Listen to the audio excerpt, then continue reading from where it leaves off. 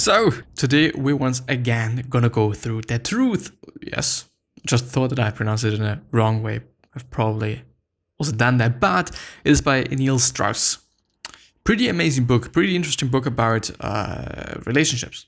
Really interesting, and also, I've actually written an article today about the wording because his ability to describe certain things in words is just insanely good, and I appreciate that and I like that, and this is also one of the reasons why this is a really good summary or a really good book, I think, my opinion, but we're gonna see after the intro. Yeah, well, and yeah, with that being said, hello, welcome back to the next episode of the Self-Development with Tactics podcast, and I'm pretty happy to be here and record this right now, and it is still not working. I should have. Well, anyway, I'm gonna do it like this. Because my shortcuts are for some reason not working. I don't know why, but I'll have to deal with it. So yesterday we stopped with recognize when you're backsliding into a childish or adolescent behavior. Then pinpoint what old story is being triggered and tell yourself the truth of the situation. Let go of the lie. And to give you a little bit of context, there is always... there's always a problem, so kind of, but the point is that you should, one of the two, or maybe three, I don't know, people of a relationship or in a relationship, one of them should always be an adult. One of them should always act like an adult, let's put it like this, because, if you're angry and if you're complaining about some shit and if there's some war going on, then you're going to be a little bit childish, you're going to be maybe even not seeing the world as it is, and all that thing, Therefore, one of these two people, or three people, or four people, or five people, I don't care. One of them has to be the adult. It's important, it really is, because if both or all people are childish, then there is going to be a fucked up thing. Then there's going to be indeed war. And you don't want to have that. And I don't want you to fucking have that. And I've actually also seen that. I've been talking about it yesterday as well. It's not good. So it really does make sense. And I really believe that it is a good advice. Instead of saying, I'm never going to cheat again, say, today I'm not going to do the thing that makes me feel weak and shameful about myself again. Which is a way just complete different thing, because indeed, you're going to feel bad about it, probably. So should you really be doing it? Something to ask yourself. You can't have a relationship with someone hoping they will change. You have to be willing to commit to them as they are with no expectations. Yes, indeed. And then I don't know. And I think you shouldn't also just change. We all are going to change to some degree. I believe. Because, I don't know, we all adapt to things. We all adapt to situations. We all see things. We all do things. We all whatever. And yeah. Where have I stopped? Communicate and maintain healthy boundaries. This means finding the proper balance of filtering and protecting yourself, thoughts, feelings, time and behavior without either closing off behind walls or becoming overwhelmed or overwhelming. Yes, indeed. You should all have your own life. And it's something that's incredibly important. Have your own life. Do your own shit. Have your own goals. Thrive for your own goals. Something really important. If you just live for the other person, if you just are so I don't know, dependent and stuff, it's not good. It's not good. What is gonna happen if just the whole thing is not gonna, or it's not working out anymore? What if you divorce? What if you just break up? What's gonna happen? You're gonna feel bad because you've just wasted a fucking lot of time that you could have invested into those dreams that you're having. Yeah. So think about it. Really, really, truly think about that. Let's see. Ask yourself throughout the day, what do I need to do in this moment to take care of myself? Is it about just helping the other person then, or is it indeed about yourself? Be aware of what legitimate needs and wants you're attending to, and then take actions to meet them on your own, or ask your partner for help if you can't. No one can make you feel anything, and you don't make anyone feel a certain way. So don't take any responsibility for your partner's feelings, and don't blame your partner for yours. The most caring thing to do when they're upset is simply to ask if they want you to listen, to give advice, to give them space, or to give them a loving touch. Yes, indeed. And I do want to point out, no one can make you feel anything, and you don't make anyone feel a certain way, but no one can make you feel anything. It's not even situations, not even just whatever. We choose. We are in the position of choosing how we are feeling. Quite, Of course, like it is a millisecond of a decision and then we are just crying and stuff. But in the end, it is about our perception of reality. It's about our perception of what the thing is, the situation, and whatnot. So, yeah, very stoic, from the Stoic philosophy. What are Stoics? Well, whatnot. Whatever your decisions, actions, feelings, and thoughts throughout the day may be, and whatever outcome they may lead to, if you're healthy, then they're ultimately healthy. This is the end. Why is this the end? Fuck, man. I don't want this to be the end. Well, you can't change a person unless they are in diapers. But yes, indeed it's the case, because we really form our character when we are just pretty young. So yeah, and just changing yourself completely is either not going to work out at all, or it's going to be just an extremely, extremely fucking difficult thing to do. To paraphrase the relationship writer Harville Hendrix, the unconscious purpose of a long-term relationship is to finish childhood. Or as a psychiatrist, Eric Bernay puts it even more, I don't even know it's Bernay, but it's even more succinctly, whatever. Love is nature's psychotherapy. Yes. Because, and this is what I believe in, if there's always somebody around that you can talk to, then it's a good thing. Then it's amazing. There's always somebody you can just ask. There's always somebody that you can talk to, that you can consult if there's something going on. And it is an amazing thing. It really is.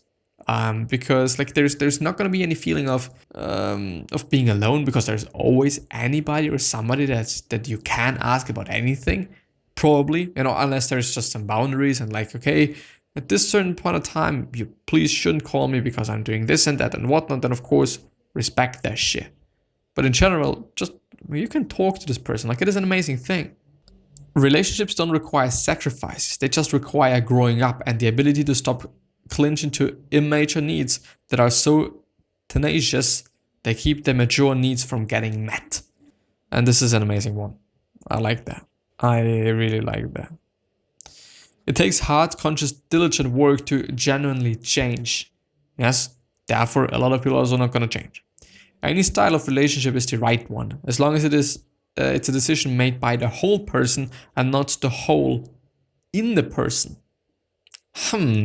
That's I like these type of things. When it's just some playing around with words. I appreciate that, and I like that. I like this writing style. If it is a writing style, I don't know. But because we're having a lot of time left, I suggest that we're just gonna look up Neil Strauss, because I don't actually know anything about him. But as far as I remember, I know that he's a very interesting person. And successful person, really successful person. And this is him. He's pretty young. He's 46, which is still pretty young, by the way. Other names, Style and Chris Powles. Citizenship, American and Kittian. Whatever this is, I don't know. Occupation, writer. Notable work, The Game, Penetrating the Secret Society of Pickup Artists. And yeah. Well, let's see. Also known by the pen names Style and Chris Powles, is an American author, journalist, and ghostwriter. He's best known for his book, The Game, Penetrating the Secret Society of Pickup Artists, in which he describes his experience in the seduction community in an effort to become a pickup artist.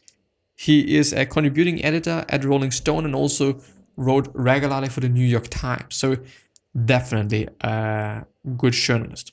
So after graduating from high school at the Latin School of Chicago in 1987, Strauss attended Vassar College, then transferred to and subsequently graduated in psychology from Columbia University in 1991. While in school, he began his career writing for Ear, an avant-garde, however, magazine, and editing his first book, Radio Text, an anthology of radio-related writings for the postmodern publisher Semiotext.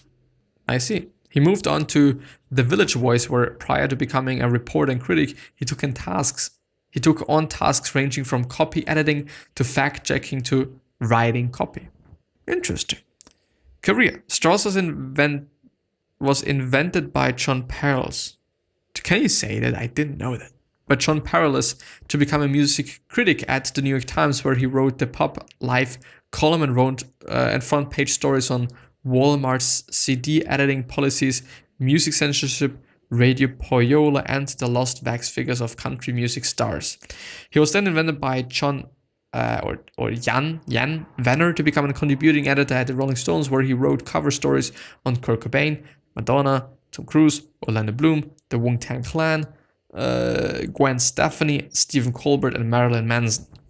He won the ASCAP Deems Taylor Award for his coverage of Kurt Cobain's suicide for Rolling Stones and his profile of Eric Clapton in the New York Times Art and Leisure section. And all sorts of other things. The Game and the Seduction Community. The book made a month-long appearance in the New York Times bestsellers list, and so on and so on. So I do not want to go through the whole one because it is kind of boring. But it is interesting. I do, by the way, wonder if Derek Sivers, and we could also maybe hop on that, if there is also some other duplicate. No, I don't want to have that. Fuck you. But I want to have this, and I want to check out. Is everything all right there? Let's see if we can find Neil. Okay, The Truth, then The Now Habit by Neil Fiore. No, it's not him, apparently. So it's only this book. I thought there's more of him. But I mean, just think about it. It's insane. How many is he actually having? The Art of Seduction, the Art of Project, the Art of Selling Yourself. No, he's not having it. But what I've seen is that, and everything is broken right now. Fuck, man. Nat Eliason, or Nate Liason, he's also having some notes on the game. So I should find it, and we can go through it. The Game by Neil Strauss. But I don't know if I should actually start from the beginning, because well, okay, it's not that long, so we're just gonna go through it. Great, compelling story. The part of picking and dating aren't as good as a book like Models, but the story here is fantastic. Models by Mark Manson. Yeah. And I've had a look at it yesterday, and also on the Nat Eliason site. And I'm also going to link, hopefully, to that in the description or in the show notes. And it's interesting. It's pretty cool. Think of tonight as a video game. It is not real. Every time you do an approach, you're playing this game. The number one characteristic of an alpha male is the smile. He said, beaming an artificial beam. Smile when you enter a room. As soon as you walk in a club, the game is on. And by smiling, you look like you are together, you're fun, and you're somebody. Besides confidence and a smile, we learned the other characteristics of an alpha male were being well-groomed, possessing a sense of humor, connecting with people, and being sensed as the social center of a room. The 3-second rule. A man has 3 seconds after spotting a woman to speak to her, he said. If it takes no longer then not only is the girl likely to think he's a creep who's been staring at her for too long, but he will also start overthinking the approach, get nervous, and probably blow it. Yeah. Never, Sin admonished me in his adenoidal voice. Approach a woman from behind. Always come in from the front, but at a slight angle so it is not too direct and confrontational. You should speak to her over your shoulder so it looks like you might walk away at any time.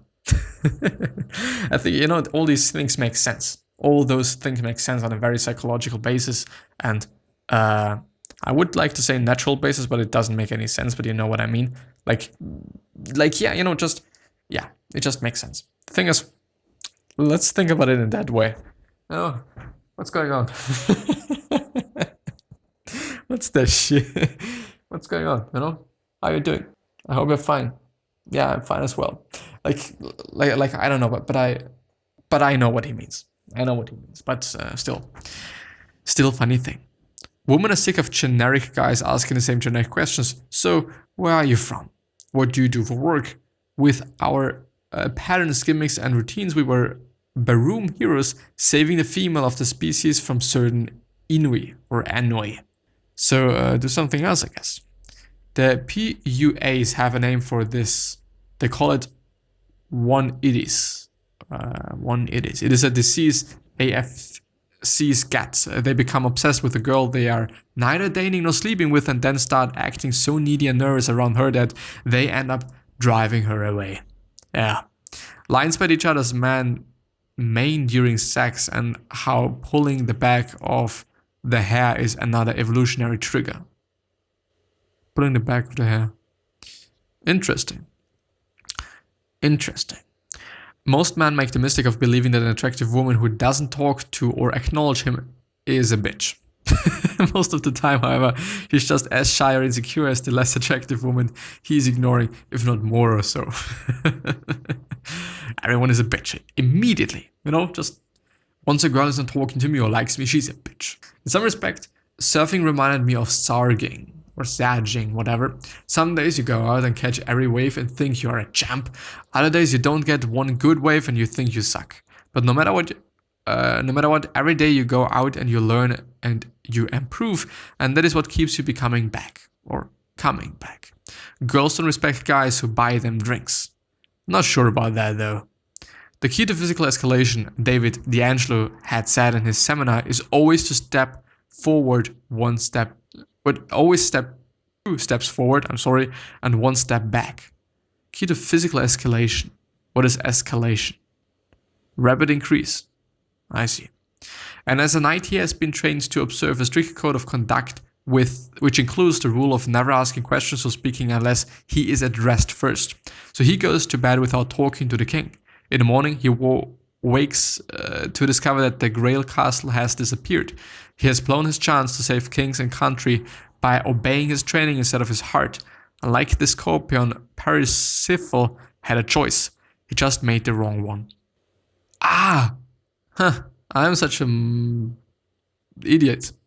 It's actually the truth. It's not the game, but it's the truth. I could have gone through it. But I mean, the other one is on, and I also thought, like, you know, where is the stuff in Derek's just summary? Oh my god. Well, let's actually also go through it. I think it should be fine. Every guy should read this book, especially after reading the game. It covers the struggle between monogamy and desire, and now Neil experienced and dealt with it, and how Neil experienced it. When I'm single, I want to be in a relationship. When I'm in a relationship, I miss being single.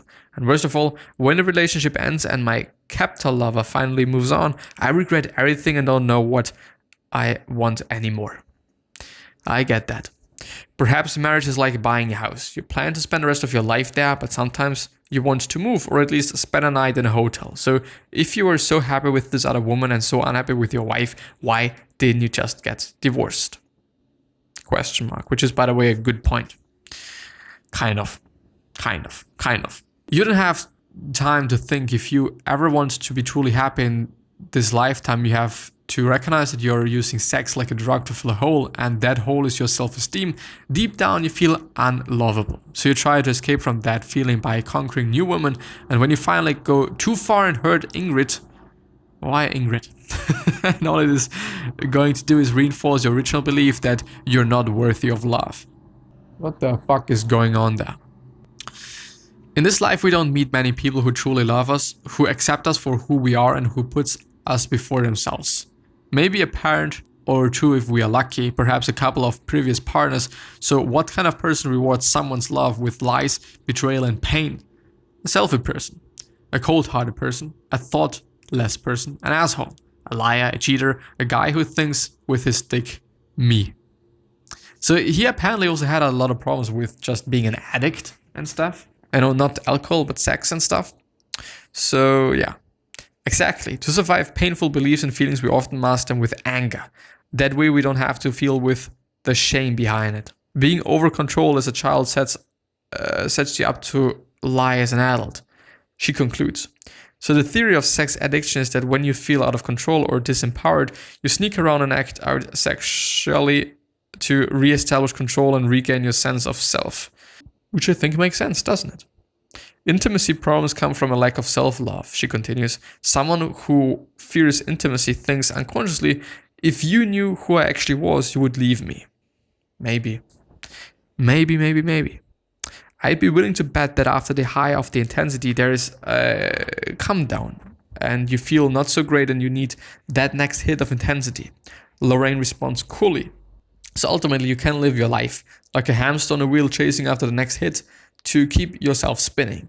You can realize that ultimately it is all distraction to avoid the harsh reality that you're not connected to yourself. I used to think that intelligence comes from books and knowledge and rational thought, but that is not intelligence. It's just information and interpretation. Real intelligence is when your mind and your heart connect. That is when you see the truth so clearly and unmistakably that you don't have to think about it. In fact, all thinking will do is lead you away from the truth, and soon you'll be back in your head, groping with a pen light in the dark again. There's one thing I've been striving for all in my life. With sex, with writing, with surfing, with partying, with anything and everything. And it is to be free. It is the only feeling I never had growing up. So far, it sounds like the open relationship has just as much drama or as a closed relationship. And the drama is about the same thing. Trust.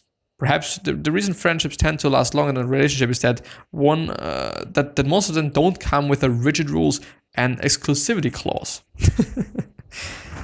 Yes. But the secret I realize is that when one person shuts down or throws a fit, the other needs to stay in the adult ego state. If both people descend to be wounded child or adapted adolescent, that is when all the forces of relationship drama and deconstruction are unleashed. So I share this with Veronica and teach her about the different ego states so we're connected again. I sit in silence processing this. In my heart, I know she's right. I spent all year thinking that if somehow I found the right relationship with, my problems would magically disappear. But the one relationship I didn't try was the one with myself, for love avoidance. I've done a good job of constantly having some sort of girlfriend for the last 8 years. Maybe that is because there is no better place to hide from intimacy than in a relationship. Indeed, intimacy with yourself. And yeah, I'm gonna end the episode there. I hope that just 2 last things were also quite interesting and stuff. I think they were, but yeah. I wish you the best health, happiness, and also success, and also hope that you're gonna remind yourself when you're gonna be remembered, which basically means your legacy, and basically means just being a nice person, and then being also remembered as a nice person. I hope you're doing fine. I hope everything is fine. I hope everything is healthy, and hope everyone is healthy. And 3 other questions that I'm having for you are: 1, why are you here? 2, what are you trying to change? And 3, what is bothering you the most? These 3 questions hopefully going to show you your purpose and maybe even a business idea, which is a nice thing. The question of the day, because I've left it out. Do you think that you could say something, make something, build something, create something to make somebody else's life better? And if so, why are you not doing this? Think about it, I would say. But yeah, so I'm gonna end the episode there. Thank you very, very much from the bottom of my heart for everything, for the attention, time. And yeah, as I said, I really hope that I've been able to just share some things that are important, necessary, valuable. And I'm hopefully gonna see you the next time. So bye-bye, and I'll see you.